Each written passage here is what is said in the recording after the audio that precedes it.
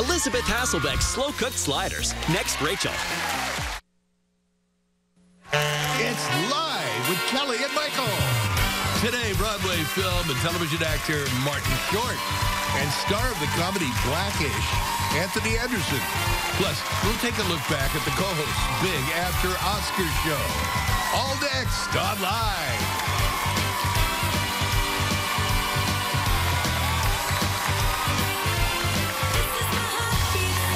Now, here are Kelly Ripa and Michael Strahan.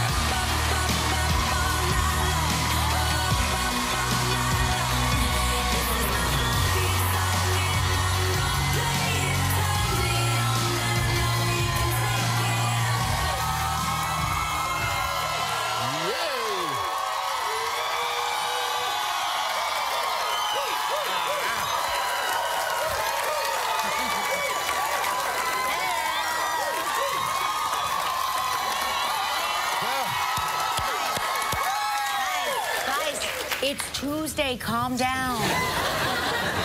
It's Tuesday, February 24th. It is my baby's 12th birthday today. No longer baby. I can't tell you how that upsets me. When the baby turns 12, it feels like that's it. That's it. It's all over. Have another one. Start over again. I just want Lauren to give me her baby. Why won't Lauren give me her baby? People think he's my baby anyway ever since I Instagrammed that picture. Yeah. I Instagrammed a picture of my assistant had a baby, and I Instagrammed it, and people were like, congratulations. I'm sure congratulations, Mima. Yeah. I'm sure at 2 or 3 in the morning you could have the baby when he's crying. Yeah, that's true. Other than that, give him back. That's true. So how are you? Have you, we'll go ahead, take your sip. Take your sip. I'm going to talk.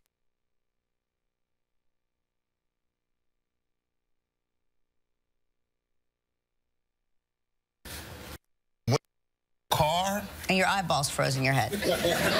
Well, I started the car and started to back up, and my tires were stuck to the ground. You ever had? Oh, you parked your car at the airport? Yes. Oh. Yes. Oh. I didn't even know you could. Myself. Who knew you could do that? No, I drove myself. The taxi never waits there for me that long.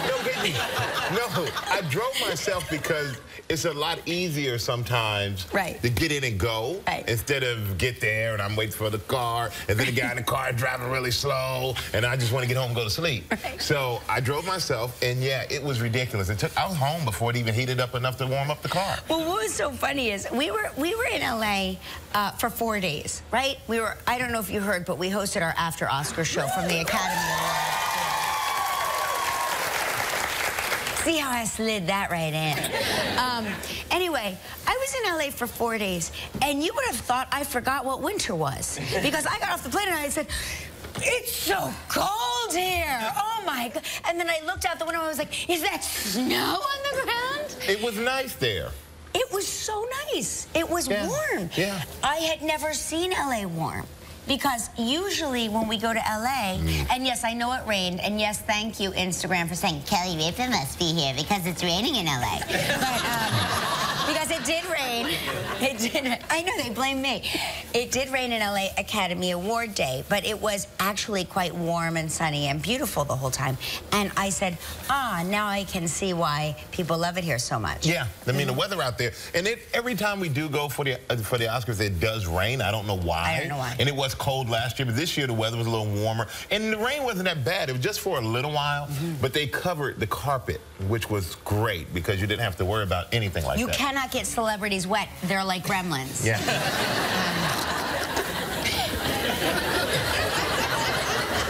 And never feed them at all. No. but it was a great time. The show was awesome yesterday. Awesome. I mean, being on the stage was awesome. That was a lot of fun. And they what? Oh, the crowd was crazy. I mean, you guys are amazing too. Yeah. No disrespect. However, I'm not going to say they loved us more. 4 levels, like it was really something to see. Okay. All right. But But with all that being said, and whenever we go on the road to do this show, you know, it's like a small family here because we don't have hundreds of people running around like a lot of shows do. This is like... We don't have dozens of people. No, we don't. It's kind of like everyone here has to know how to do everyone else's job. Right. And so we just got a staff picture of everyone who was there, not including everyone who helped from here, but everyone who was there to help and show everybody a little love for all the hard work that they put in to make the show a success today.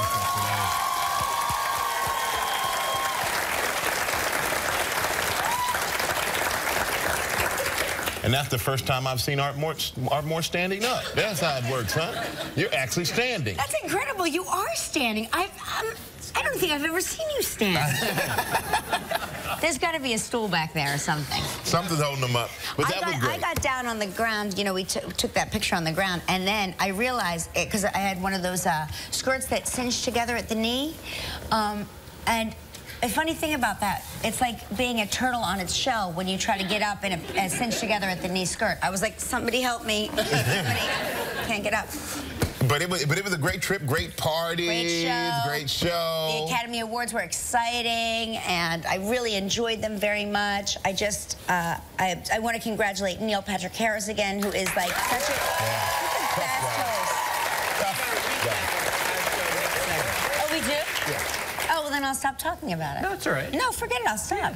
I didn't know. Hold on. Gelman wants me to tell you that we have a whole Oscar recap coming up, so I should shut it. Yeah, and behind-the-scenes footage is part of it. Oh, behind-the-scene footage? And we're going to get to see the confetti that we missed on the air. We had a very incredible confetti drop. So we had our post-Oscar show. And today is pretty much a post-Oscar show. That's right. And tomorrow, stay tuned for the post. Oh, yeah.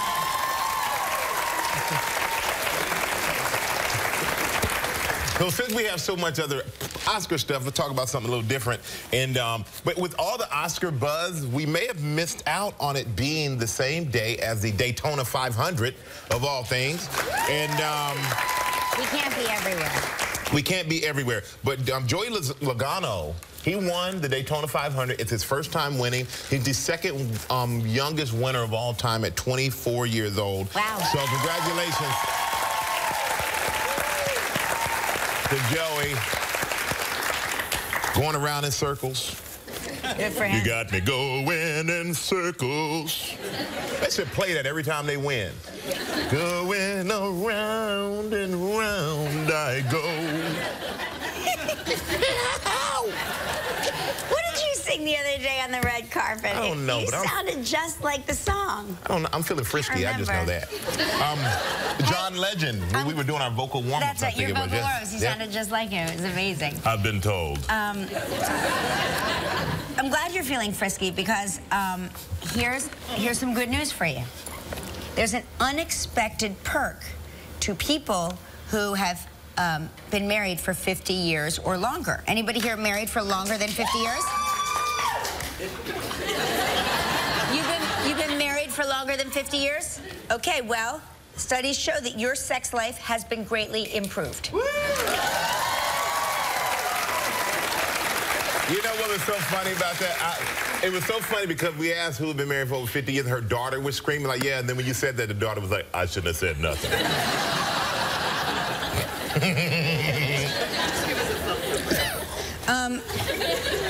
Researchers found that this is very unexpected, that if you make it past your 50th wedding anniversary, your sex life improves. Most long-married individuals reported steady declines in sexual activity. Lady, this is for you, okay, and your daughter. Declines in sexual activity. Those who passed the 50-year wedding mark began to report a slight increase in their sex lives, although I think it's because they just don't care anymore and they're totally like... Give in. Notable frequency in sex lives, long married couples, blah, blah, blah.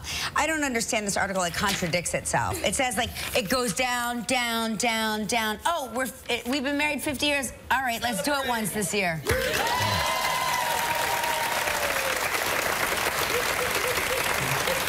From the 40th anniversary to the 49th anniversary, you probably did it once that whole decade. And then you do it for your 50th anniversary, and it's like, that's 100% increase. That probably didn't happen to you, lady, right? You're still... I'm just talking in general. Well, my parents have been married over 50 years. I don't even want to hear about that study. I know, and it's awkward when they want to break it down for you, and you're like, stop, stop. I know I look like a grown-up, but I'm really not. I'm still your kid. Exactly. Exactly. And Dancing with the Stars, some of the stars were announced today, earlier this morning. Who are the stars? That was, by the way, that was also great, seeing the dancers. Oh, yeah. They opened up our show. Yeah, they were...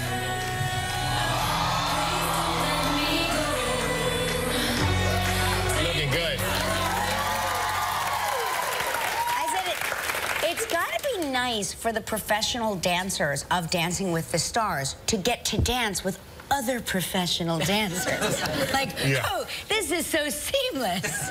Oh, my gosh. Yeah, but they were awesome. They were awesome. Amazing. And I don't know how that fire was blowing up in the back, and we were to the front of the stage, and it was, you could feel that heat. All I could think of was the amount of product in my hair. I was like... This is going to end very badly. But they announced some of the stars. Patti LaBelle was the one of the stars. Are you kidding me? Yeah. Patti LaBelle? I want to see how she's gonna dance, because if you ever go to a Patti LaBelle concert, first thing she does is she kicks off her shoes. Right. And say, "Let's get comfortable up in here." I know. So, want to see that. I could wind up watching this season of Dancing with the Stars. Suzanne Summers. Oh, yeah. What? Okay. I think I'm in this season, I swear to God. And Michael Sam, who's the first openly gay NFL player, Michael Sam. Even Demi Moore and Bruce Willis' daughter, Rumor Willis. No kidding. Yeah. And then remember Red Foo for LMFAO? Oh, yeah. Red Foo. I'm in Miami. Sing the rest of it. No, I can't sing the rest of it. You want me to be here tomorrow? I'll sing. You don't want me to be here tomorrow? I'll sing the rest of it. If anybody's going to sing the rest of it, it's going to be me. Nastia Liukin, the gymnast, the gold medal gymnast for the U.S., she's going to be in it. They're going to add some more names, but there are 11 names that have come out, and it's going to be great. It's going to be great. It's going to be a great season. Dancing with the Stars. Here's who I want to see do Dancing with the Stars more than anybody else on the planet. Our very own Gelman. Oh, yeah.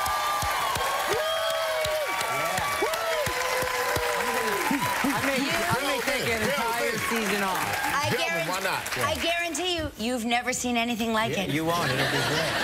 Gelman, come on. Do I get to pick my dancer? Yes, yes. We will make you pick your dancer. We'll make that happen if you say you'll do it. All right. Who would you like to dance with the most from that show, Derek Huff? Yeah, right. That would be your favorite. I'm glad he's on your mind. I like Derek. Who would you pick? You know, I'm not sure. There were a couple that I was eyeing yesterday. Yes, Gelman was having his selection yesterday. I was thinking about who my partner was going to be. Private auditions. But they were. I mean, it's one of the few times I've actually watched warm-ups. I mean, they were amazing yesterday. They're crazy good dancers. One of the few times you've watched warm-ups more than once for Dancing with the Stars. Well, when I was in person with those ladies, I was watching very closely yesterday. You were watching the auditions because you guys were doing your cut-in. Yeah, usually you're not out for the That's right, you're right. Rehearsals. We were doing our very sexy cut-in. But it was very, they were awesome yesterday. And Gelman, I think you should give it a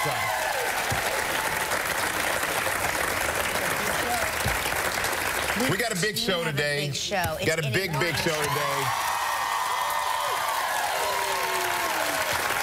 Cover your coffee, my lady.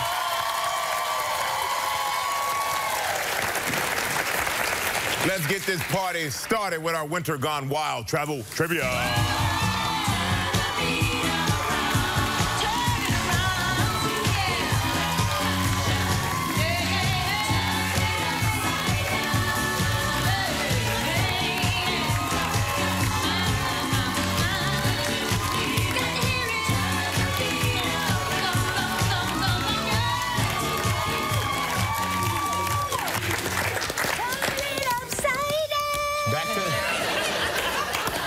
Can't get enough of that song. Hey, that's Vilma Matera from Princeton, New Jersey.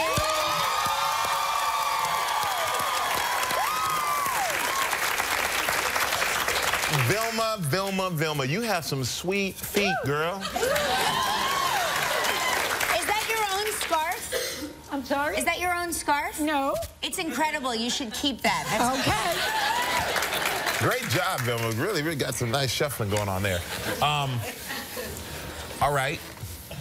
Let's say hello to Darla True Orgy from Yarmouth, Maine. Hello, hi, Kelly. Darla. Hi, Michael. Hey, hi, Darla. Ellen. Hi, Art. All right, Darla, you don't have to acknowledge everybody. So where are you, in a dugout? Are you in a dugout in this picture? You're a Red Sox fan. Fenway Park, baby. Wow. Oh, okay. No kidding. How did you get in there? Rusty. Well, how did you get into the dugout? They had some kind of fan day there, or did you break in? It was I won like a charity auction thingy. Oh. Charity auction thingy. Okay, good enough for me. Hey, Darla, let's see if you can win a thingy over here, okay? We're spinning.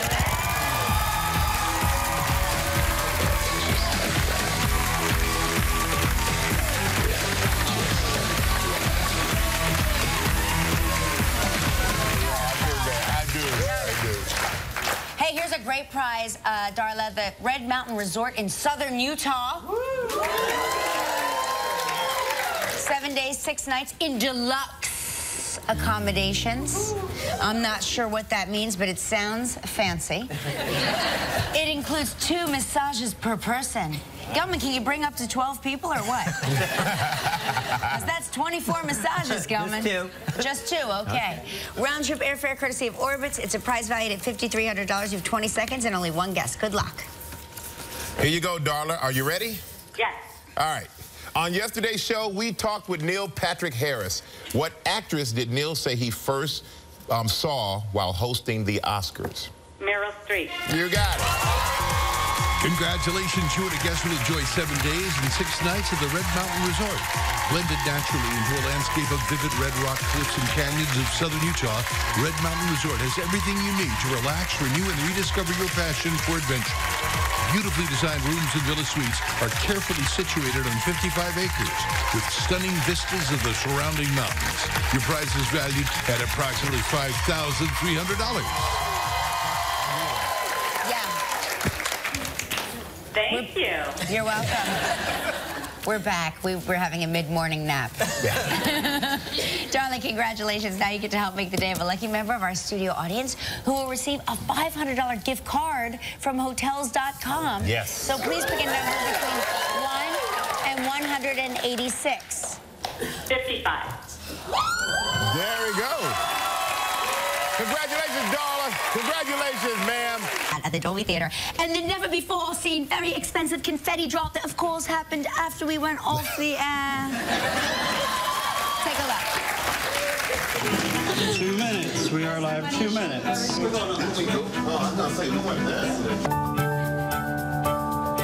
Oscar goes to J.K. Simmons Whiplash.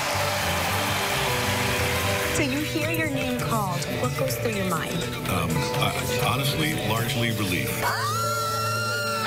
Oh my God! I can't even believe this. I can't think of a more deserving person than you for not just this film, but your entire body of work. Yeah, there you go. Yeah. I'm excited to be here. I happen to be in the neighborhood. Some punks had broken into a 7-Eleven. A lot of people didn't know that there was this side to you, by the way. Oh, wait, this is actually perfect. Come in here. I'm so sorry. I hope you're happy you scared away Jennifer Lopez. What's going on in here? Who has an Academy Award? Common does. That's who. Oh my God.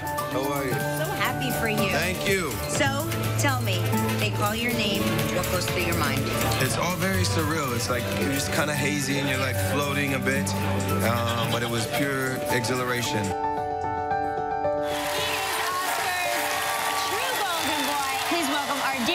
Neil Patrick Harris. We did the dress rehearsal, and I just had a pair of regular underwear on. But with the lights, they see through things. And so the Academy or the network or someone said that we had to do something, so they had to take a second pair of underwear and sew it to the first to make it so that you couldn't sort of see through it. So it's yes, but no sock. Now here's Flo Rida. Hey, and let's hear it for the Dancing with the Stars pro dancers. Now here to give their fashion views from all the great looks last night, our very own fashion guy, L to the Z himself, Lawrence Zarian, Maria Menounos, and Carson Kressley. Again, congratulations to all the winners that stood on this stage last night. And we'll see you on Live in New York tomorrow, everybody.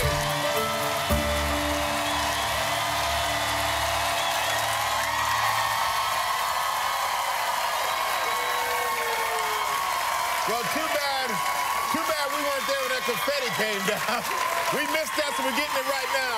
Everybody stay right there. When we come back, very funny, Martin Short will be here. Still ahead on Live from the series Blackish, Anthony Anderson. And coming up next, Martin Short. A clean-cut and wholesome show. Tomorrow, from the new series Battle Creek, Josh Duhamel is here. And from the Real Housewives of Beverly Hills, Lisa Rinna is here. You chose today to show up, lady, okay? I don't care if it's your birthday.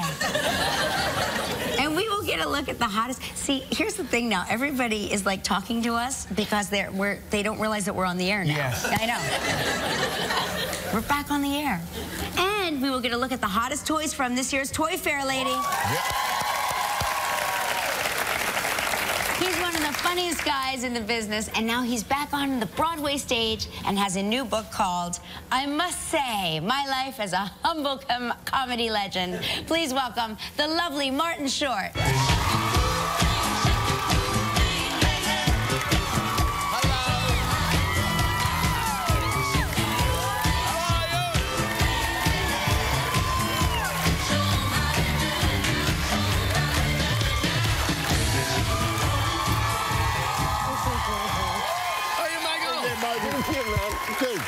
Lovely. Hi, handsome. Oh, hi, gorgeous. Did you watch the Oscars? I did. Oh, my God, I did, yeah. Did you go to, like, a big screening party? I went to a hip party. I went to a hip party. Mark Shaman, Scott Whitman have a very, you know, they wrote Hairspray and Catch Me If You Can, all these Charlie and Chalk Factors, a great composer, lyricist. So they had a hip party. There were other people, but I'll only mention the celebrities. All right, only mention the celebrities. No, Tom Hanks, Rita Wilson. Wow. Bette Midler and her husband Martin. Hold on. Larry David. Larry was there. Peter Dinklage. Oh, no kidding. Derek Huff. It was a very random, eclectic group.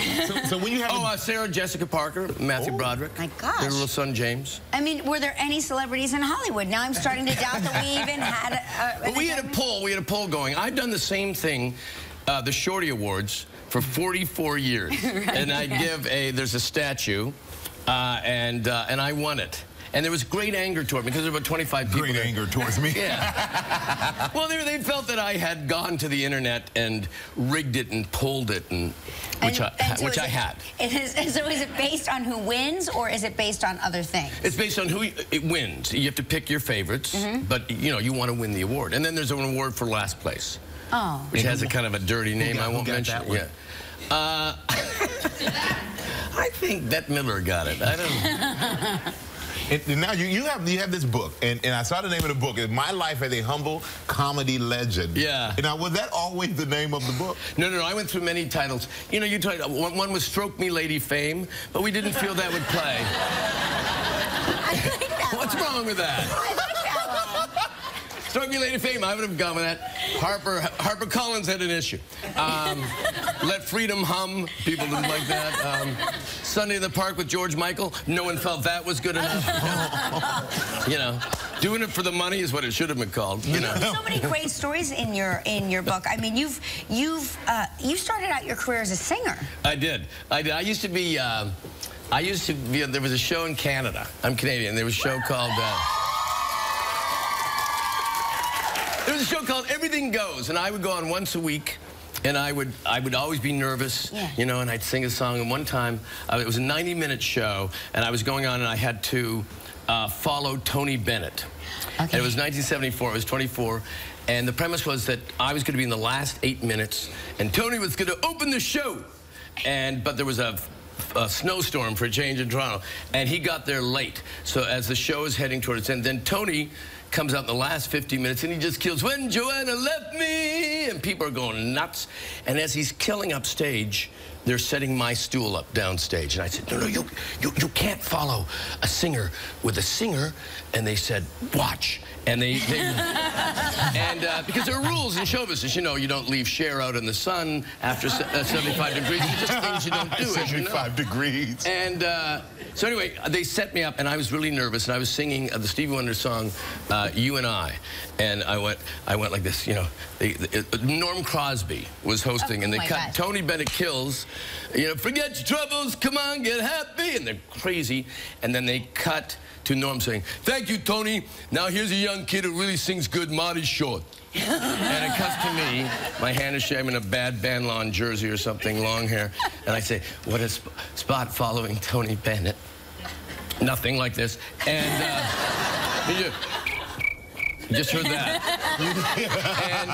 And then I started singing, "Here we are on earth together, it's you and me." And I'm already wrong because the song is called "You and I." And then I forgot all the lyrics, and then started not only forgetting, making up lyrics, but subconsciously started impersonating Tony Bennett. "Our love was made, it was made in heaven too. I certainly want some stew. You and I, you and I." It was just terrible. And I was sweating. And then, let's do a group photo. We were talking about you starting off your career as a singer, and you talk about in your book how you met Sammy Davis. I did. Well, you know, when I first came to New York, I was 15, and my mother and my brothers, and she arranged this very hip trip, and one of the great things was to see Sammy Davis and Golden Boy. Wow. And it was so, you know, "I wanna be with you." It was like, You're so amazing. Yeah, but it was so unbelievably exciting. Then we saw Phyllis Diller, and we saw all these shows. But then, years later, like 1990, Billy Crystal and his wife, my wife and I went and saw Frank and Sammy at the Greek Theater, and Billy had used to open for Sammy. So he came back after intermission. Sammy did the first act, and he said, "We're going to Sammy's house. There's a party at Sammy's house." And I was, oh my God, I'm so excited. Right. And then we went to Sam's house, and he was so sweet. He was so cool and nice. And I told him that story about, you know, when I had seen him as a kid and what a big influence, and he said, "Yeah, I know. Well, that was the old me. I was a wild man back then, man." And as we're leaving, he said, "You know, could you lay a little of that Ed Grimley dance on me?" And I said, "Well, you sang one song tonight. Would you do the last 3 bars?" So he sang the last 3 bars of the song. I did Ed Grimley, and behind me, Billy Crystal said, "Boy, it's hard to get you people to do what you do, isn't it?"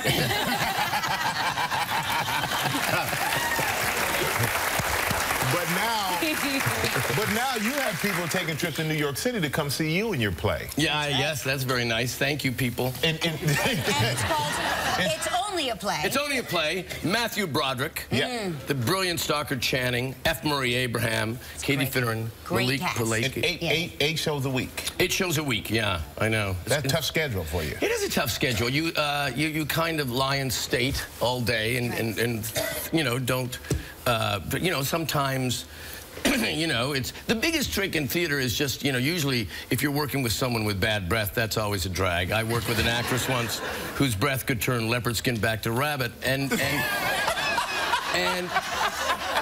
no, that was. And the stage manager was told about it, and they said, "Oh, I'll talk to her." I said, "No, you can't talk to her. Yeah. She's gonna find out." You just have to offer the next night, you know, she was doing the show with an Altoid here, and it just smelled like a peppermint in a morgue. I mean, it was...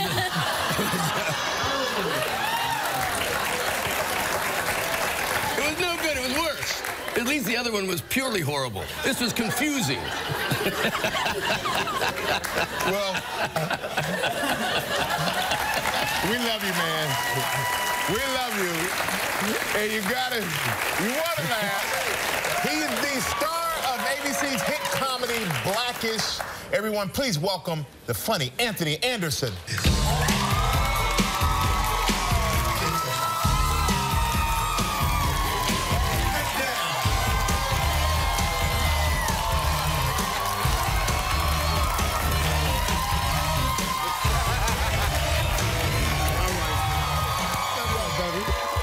I'm good. You look great.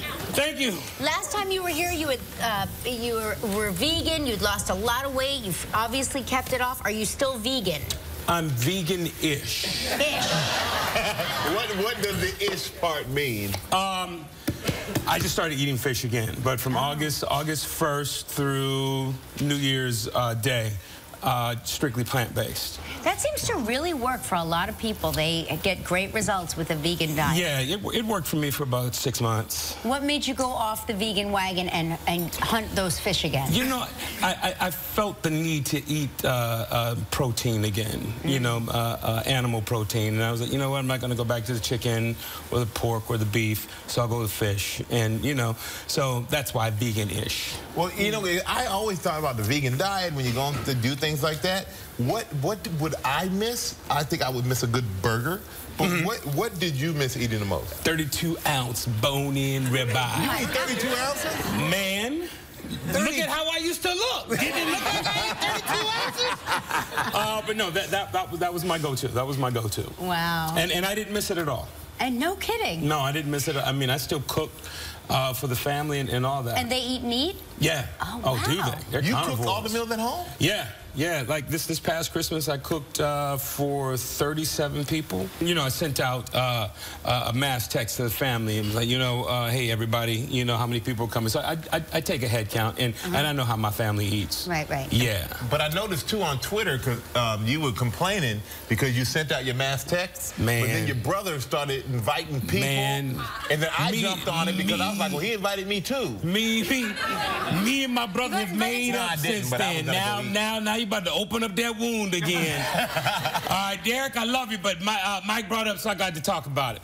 So I sent out a mass text. It was like, yo, who's coming so I can have a head count because you know I do all the cooking. And my brother said, me plus 8. That's a whole separate family. Yeah, and I didn't mind that. What I had an issue with was I was like, hey, man, are you going to bring a dish? And he was like, no, man, it's Christmas. Quit tripping. So I took it to Twitter and Facebook. I was like, Twitter, Facebook family, am I tripping? And they went in on my brother, and my brother stopped talking to me. And then didn't show up. No! Did not show up after telling me he was bringing 8 people with him. Now, mind you, it's only 3 in his family. Him, his wife, and his daughter. But he was bringing 6 additional people. Well, I tell you right now, I don't know if he's coming to the next one after you just said that. I told you, brother. Derek, I love you. He brought it up, not me. That's right. Take it up with Michael. Don't come over my house. I ain't feeding you. All right, we're going to take a quick break. When we come back, Anthony's going to tell us about his son's audition for his show, Blackish. Stay right there. More with Anthony Anderson. Tomorrow on Live from the Real Housewives of Beverly Hills, Lisa Rinna. It's such a relief. I thought it was something serious, like I was ugly. You know what, Dad? Those are cute. Can I get those? Absolutely. Thank you. Boys are whack. Now you're talking. Okay. I don't know what's going on over here, but that is Anthony Anderson in Blackish. Are you doing hair now, too? You're cooking? You're doing hair? I do hair and makeup. I do a little bit of it all. Amazing. I'm a Renaissance man. You are a Renaissance man. I'm a Renaissance man. But your show, Blackish, and I actually emailed you a while ago, and I said, I caught the show. It is so funny. Thank you. So good. You're amazing in the show. But your son auditioned for the show. I didn't know that. He did. My son, Nathan, auditioned to be Dre Jr., and he's actually a little bit too cool to be the awkward kid that we needed. So that's why he didn't get it. So it's not like he's not talented or anything like that. His cool factor is just off the meter. I don't know where he gets it from because I'm corny as hell. But It was just a little too much for, it was just too much for him. But he ended up getting his own show that's actually going to be available on Netflix now. Brian Robbins is doing a live-action version of Richie Rich. Oh, no And kidding. so my son is on that show. And actually, I was hanging out with him on set one day, and the producers came down and said, hey, we just wrote a role for his father. Would you mind playing it? And my son turns to me and says, see, Dad, that's how nepotism works. So I was actually, my son actually got me cast on his show as his father. So Nate, I owe you. I owe you.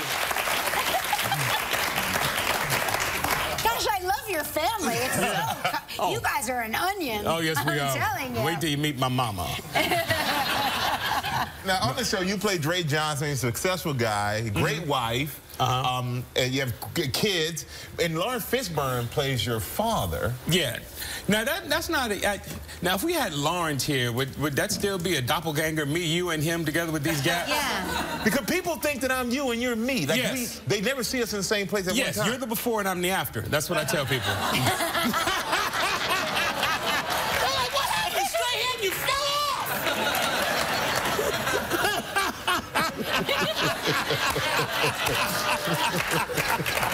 Well, if you ever get sick, can't make it into the show, I'll come and fill in for you one day. You got it. How about that? No, but Fish, yeah, he plays my father, he plays Pops. You know, just makes me feel that much of an actor when I'm working opposite Fish every day. Did you cast him? Did you have a say in who got to play your dad? I did. You know, we went to Fish before we took it out to the networks. And so it was Kenya Barris, who is the creator of the show, my partner in this, and myself and Lawrence Fishburne, and we went out and pitched it to everyone. He's one of the most fascinating people. Oh, he is. I mean, he really is. He is. Sometimes he gets silly. He takes the blue and the red pill. Yeah, good. And we have no idea what comes out of his mouth when he does that. You are the one. Yes. We also Tracy Ellis Ross, who's amazing in the show. And the show is Blackish. It airs Wednesday night at 9:30.